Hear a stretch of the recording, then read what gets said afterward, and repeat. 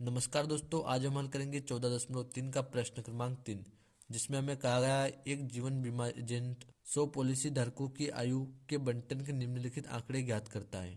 माध्यक आयु परिकलित कीजिए यदि पॉलिसी केवल उन्हीं व्यक्तियों को दी जाती है जिनकी आयु 18 वर्ष या उससे अधिक हो परंतु 60 वर्ष से कम हो। तो यहाँ पर जो है दोस्तों हमें कहा गया है माध्यक आयु, यहाँ पर हमें माध्यक आयु जो है ज्ञात करनी है। तो यहाँ पर हम इसकी सारणी देखें दोस्तों, यहाँ पर सारणी में हमें दिया गया है आयु दी गई है वर्षों में और पॉलिसी धारकों की संख्या दी गई है। तो यहाँ पर दोस्तों ध्यान रखने योग्य यह बात है कि यहाँ पर जो पॉलिसी धारकों की संख्या हमें दी गई है बढ़ते क्रम में 2, 6, 24, 45, 78 और इस प्रकार से जो यहाँ पर बढ़ते क्रम में हमें यहाँ संख्या दी गई है।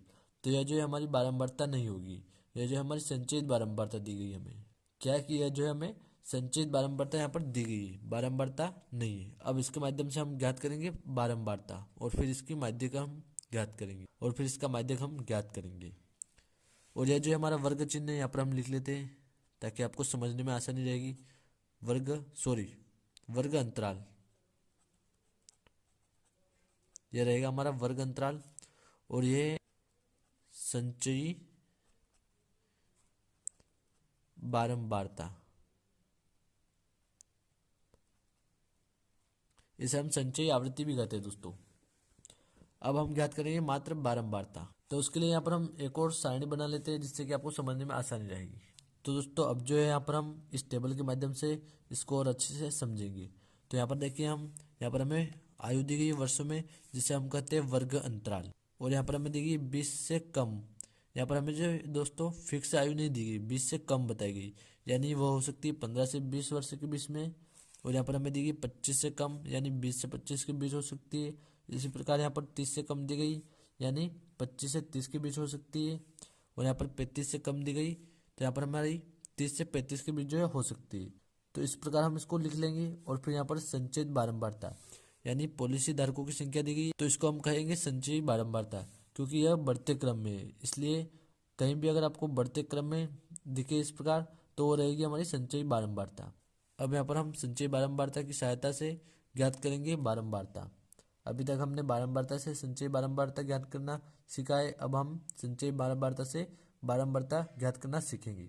तो दोस्तों यहाँ पर हम देखें 2 को जो का त्यों लिख देंगे, ठीक है दोस्तों। अब यहाँ पर हम देखें 6 में से हम माइनस कर देंगे दोस्तों 2, तो यहाँ पर हमें 4 प्राप्त होगा।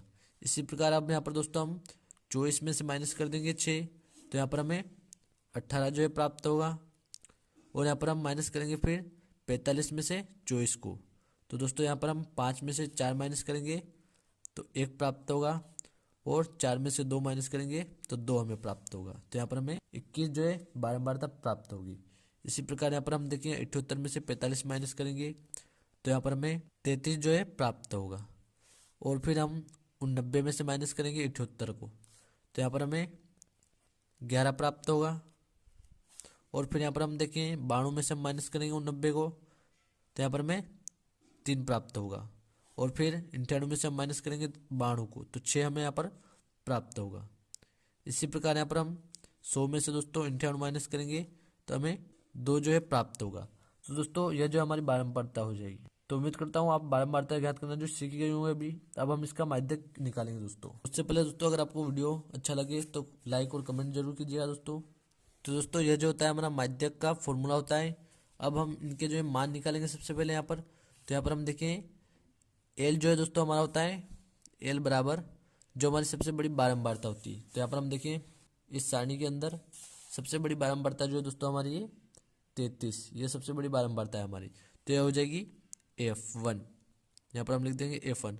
और हम बात करें एल की अगर दोस्तों, तो एल जो हमारी होती है सबसे बड़ी बारंबारता का वर्ग अंतराल, उसकी निम्नतम सीमा। तो यह इसका वर्ग अंतराल है और इसकी निम्नतम सीमा है 35, तो यह हो जाएगा L 35। और यहाँ पर हम देखें एन की, तो एन जो होता है दोस्तों हमारी बारंबारता जो इनका कुल योग। तो यहाँ पर देखिए इसका कुल योग जो होगा दोस्तों 100 होगा, क्योंकि यहाँ पर इन सभी को जोड़कर ही संचित बारंबारता ज्ञात की जाती है। तो हम यहाँ पर लिखेंगे एन बराबर 100, इसको यहाँ पर हम लिख लेते हैं 100। अब देखिए दोस्तों यहाँ पर हम सी एफ को जो है ज्ञात करेंगे। तो हम लिखेंगे सी एफ बराबर, सी एफ जो होता है दोस्तों जो हमारी सबसे बड़ी बारंबारता जो होती है उसकी संचित आवृत्ति की ऊपर वाली जो आवृत्ति होती है वो होती है CF। तो हम लिखेंगे CF बराबर 45 है, तो हम लिखेंगे 45। और लिखेंगे यहाँ पर F1 जो कि हमारी सबसे बड़ी बारंबारता होती है 33। और यहाँ हम देखेंगे फिर H को। तो H जो होता है दोस्तों वर्ग अंतराल जो होता है हमारा इनके बीच का अंतर। तो यहाँ पर हम देखिए 15-20 के बीच 5 का और 20 के और 25 के बीच भी 5 का अंतर है। तो यहाँ पर H हो जाएगा हमारे पास 5। तो अब जो दोस्तों यहाँ पर हम इसका मान फॉर्मूले में रख देते हैं। तो जैसा कि दोस्तों यहाँ पर हमने लिख लिया है फॉर्मूले में इनका मान। तो अब जो यहाँ पर हम इसको हल कर लेते हैं। तो हम लिखेंगे m बराबर 35 प्लस, यहाँ पर हम 2 से 100 को काट देंगे तो हमें 50 प्राप्त होगा। तो हम लिखेंगे 50 माइनस 45 और इसके बट्टे में 33 को हम जो का त्यों लिख देंगे। ठीक है दोस्तों, अब यहाँ पर हम गुणा करेंगे 5 का इसमें। तो हम लिखेंगे m बराबर, यहाँ पर हम 50 में से माइनस करेंगे दोस्तों 45 को, तो हमें 5 प्राप्त होगा। और इस 5 का हम गुणा कर देंगे इस वाले 5 में, तो यहाँ पर हमें 25 प्राप्त होगा। उससे पहले यहाँ पर हम लिख लेते हैं 35 प्लस 5 और 5 का गुणा करेंगे तो हमें 25 प्राप्त होगा। और इसके बट्टे में 33 को हम जो का त्यों लिख लेते हैं। फिर यहाँ पर हम लिखेंगे m बराबर, अब दोस्तों यहाँ पर हम देखेंगे इसके बट्टे में कुछ नहीं है तो हम 1 लिख सकते हैं। अब इसका हम तिर्यक गुणा करेंगे, 33 का 35 में करेंगे और 1 का 25 में करेंगे। तो दोस्तों यहाँ पर हम 33 का गुणा 5 में करेंगे तो 33 पंजा होता है दोस्तों 165। तो यहाँ पर हम लिखेंगे 5 और हासिल बचेगी 16। तो यहाँ पर हम 33 का गुणा 3 में करेंगे तो 33 दिया 99 में हम जोड़ेंगे 16 का, तो ये हो जाएगा 115। तो यहाँ हम लिखेंगे 115, तो यहाँ हमें प्राप्त होगा 1155 और इसके प्लस में हम लिख देंगे 25 को जो का त्यों और बटे में हम लिख देंगे दोस्तों 33 को। अब दोस्तों नीचे हम लिखेंगे m बराबर, यहाँ पर हम 1155 और 25 को जोड़ेंगे दोस्तों तो हमें प्राप्त होगा 5 और 5 10, 0 बचा 1। तो यहाँ पर 5 और 2 7 और 1 8 हो जाएगा। तो हम लिखेंगे 8 और 11 को जो करते हो यहाँ पर हम लिख देंगे और फिर इसके बट्टे में 33। अब हम दोस्तों 33 से 1180 में भाग देंगे तो यहाँ पर हमें प्राप्त होगा दोस्तों m बराबर 33 क्या होता है दोस्तों 99। तो हम 118 में से 99 माइनस करेंगे तो यहाँ पर हमें 19 प्राप्त होगा और यहाँ पर हो जाएगा 190। फिर यहाँ पर दोस्तों हम 33 से 190 में भाग देंगे तो 33 पंजा होता है 165 और 33 छंग दोस्तों 198 होता है जो कि 190 से अधिक हो जाएगा। तो यहाँ पर हम इसको 5 बार ही भाग देंगे तो यहाँ पर हमें 5 बार में 165 प्राप्त होगा दोस्तों। तो हम 190 में से 65 को माइनस कर देंगे तो यहाँ पर जो दोस्तों हमें 25 प्राप्त होगा जो कि 33 से छोटा होगा। तो यहाँ पर हम दशमलव लगाएंगे और 0 बढ़ाएंगे तो दोस्तों यहाँ पर हो जाएगा 250। तो यहाँ पर जो दोस्तों हम 33 से 250 में अगर भाग देते हैं तो यहाँ पर हमें 33 साथ होता है दोस्तों 231।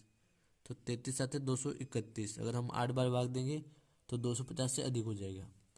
तो यहाँ पर हम इसको 7 बार ही भाग देंगे। अब हम दोस्तों 250 में से 231 को माइनस करेंगे दोस्तों तो यहाँ पर हमें 19 प्राप्त होगा और फिर हम 19 में 0 बढ़ा देंगे तो 190 हो जाएगा। फिर यहाँ पर हम 190 में अगर भाग देंगे 33 का तो 33 पंजा होता है दोस्तों 165। तो फिर से हमारे पास बच जाएगा दोस्तों 25। इसी प्रकार यह प्रक्रिया चलती रहेगी और हम अब इसको यही जो है समाप्त कर देते हैं। तो दोस्तों हमारा माध्यक इसका प्राप्त होगा हमें 35.75।